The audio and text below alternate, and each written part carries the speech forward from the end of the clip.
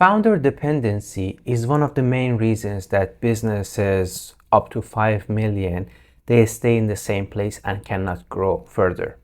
And as a COO and a business advisor, I've dealt with it and I've seen it so many times. So I'm going to show you what is it exactly, how to diagnose it, and how to solve it. That's all. Let's get into it.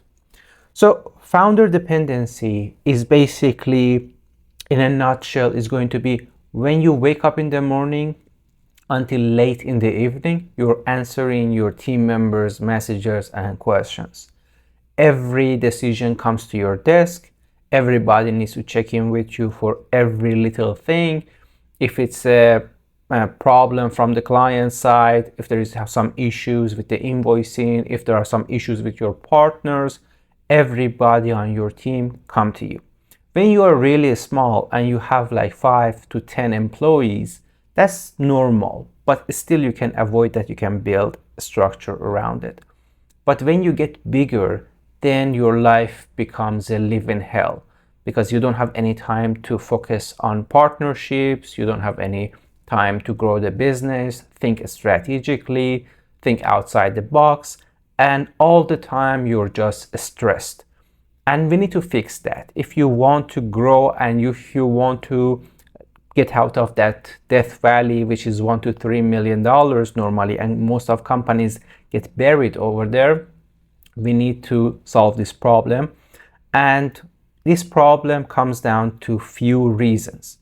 First of all is control. I'm gonna write it over here on my tablet, is control. So if you start a business and you did everything, you took the risk, and you don't want to give away the control easily, you feel like it's part of your identity.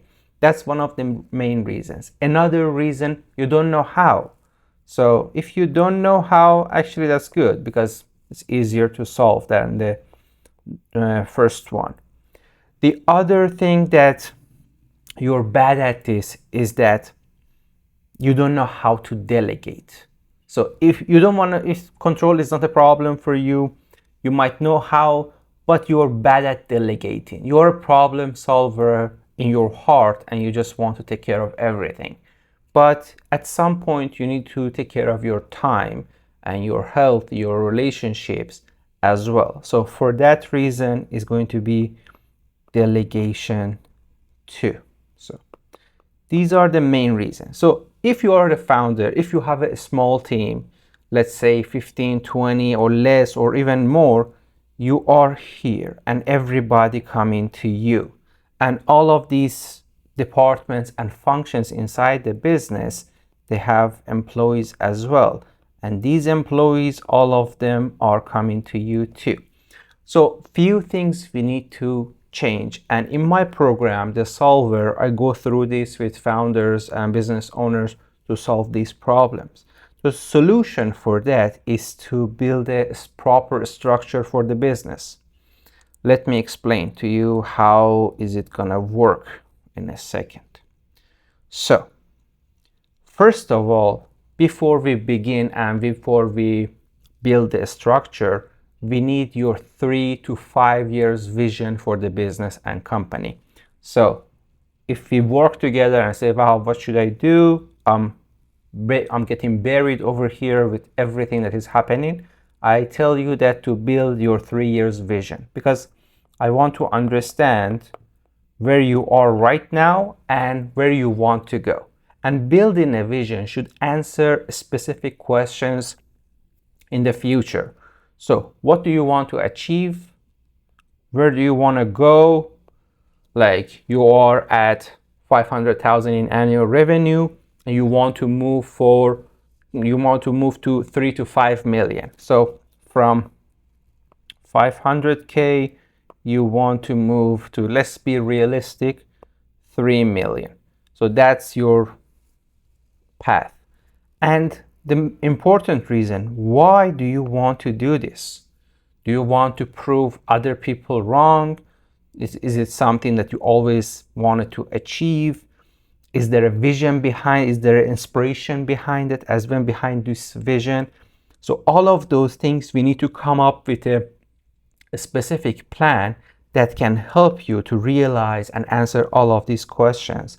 And this is not going to be motivational stuff. This is going to be strategic, because then after we build the vision, we're going to build the strategy, and we're going to build the structure around it too. So once you have your vision ready and answers that how big your team is going to be, locations, what type of customers, and so on, then based on your 3 years to 5 years vision, we're gonna come and build your organizational chart. So if you don't have an organizational chart, you need to start building that. If you already have it, we need to change it to the future. So this is going to build your organizational chart. Over here, you can see a very simple organizational chart. CEO at the top, and then head of the other departments or the leads. You can add COO, CFO, CTO, all of those functions in your future chart as well. Once you have your future chart, we need to match the skill set of the people inside the business to fill those positions inside the organizational chart. So if the sales lead that we have here, and he's great at his job, is he gonna be good enough in 3 years as well? Is it going to be part of the vision for the company or not? Does he have the potential to reach there or not? Is he good enough for this level of the company, or for the bigger level we need more experienced people, or we need better training for this person? All of those things gonna bring us clarity because we have the vision and so on. Second thing that we need this structure inside the business. So after we have the organizational chart, we need to build a structure. A structure comes down to specific tasks written down and also trained. So we need to build your standard operating procedures for every task. So in a lot of videos that I watch on YouTube and other platforms and so on, people talk about systems, processes, SOPs. In a nutshell, your business is a system, right? The whole business is a system.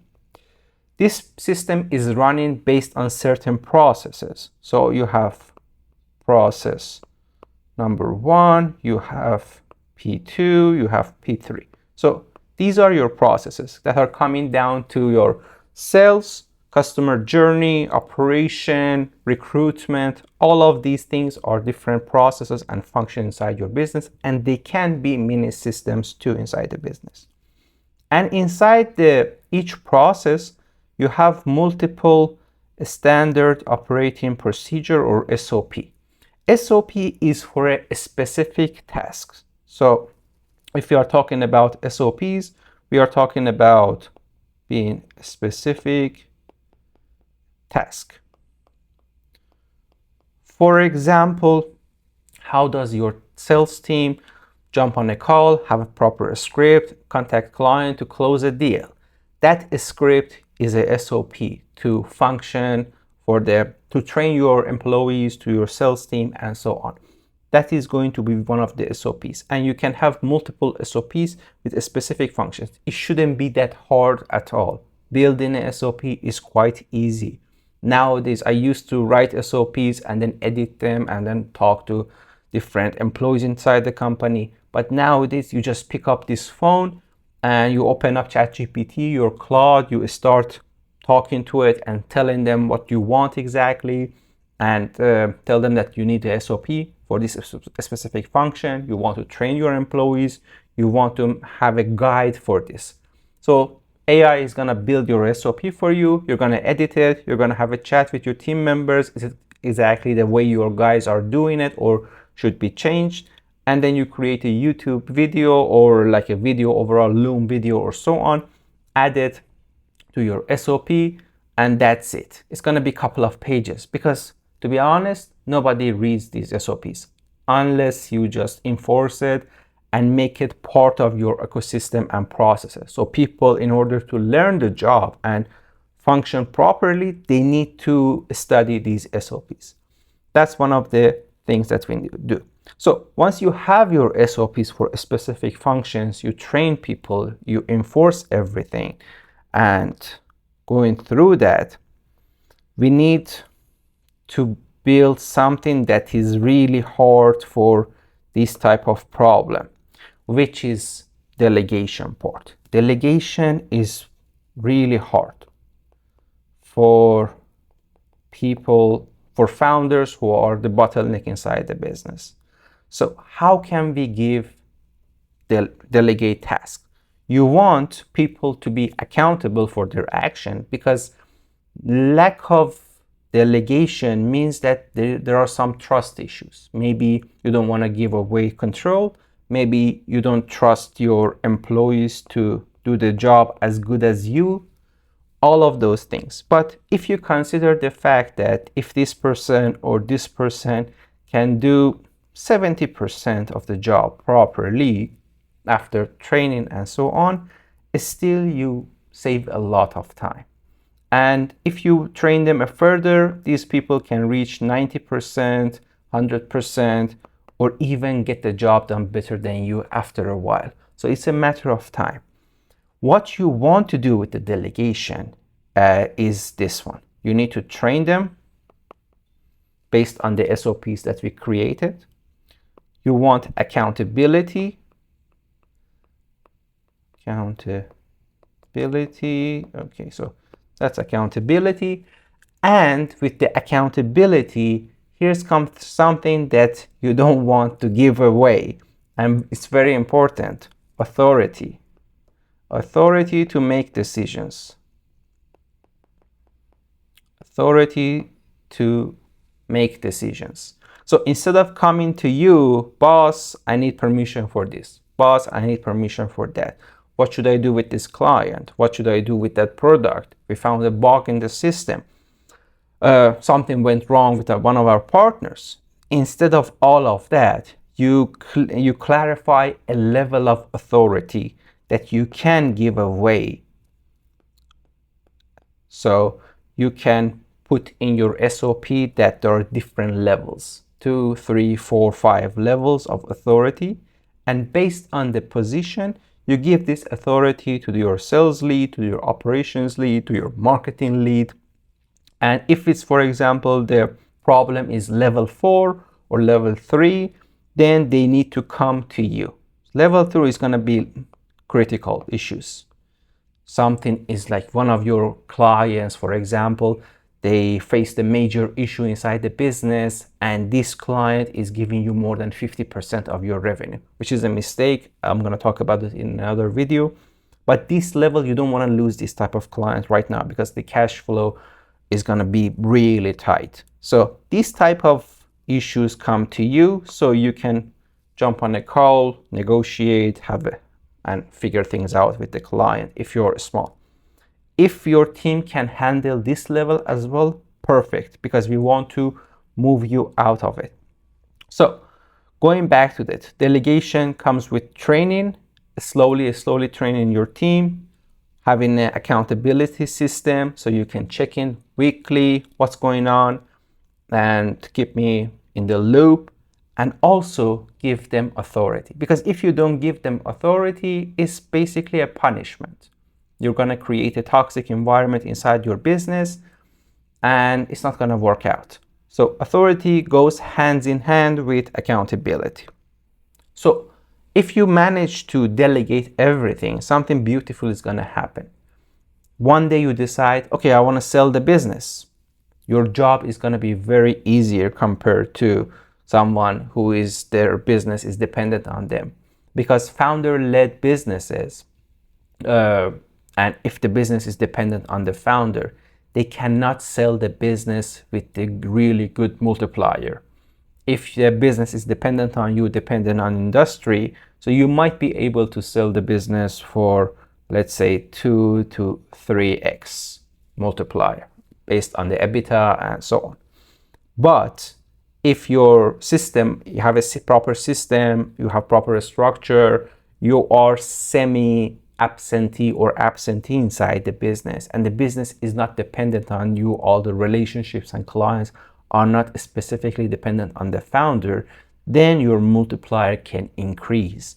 And a buyer comes in and see a neat business and okay, I'm willing to pay for it because it's have a positive, hopefully positive cash flow, and they are willing to invest in it. So your multiplier can increase upward. And this can give you some motivation to work on building the proper structure, giving away control slowly, and delegating tasks, so you can have a clear process, SOPs, and functions inside your business with capable people running it in case you decide to leave the business after how many years that might happen.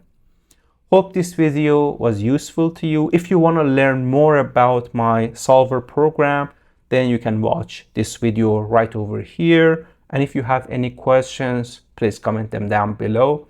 I'm going to create more content like this. It's going to be raw, straightforward, talking to camera. There are going to be a lot of mistakes. We're going to have a lot of laughs, but I think this type of videos I really enjoy creating. So thank you so much for watching. I'll see you in the next one.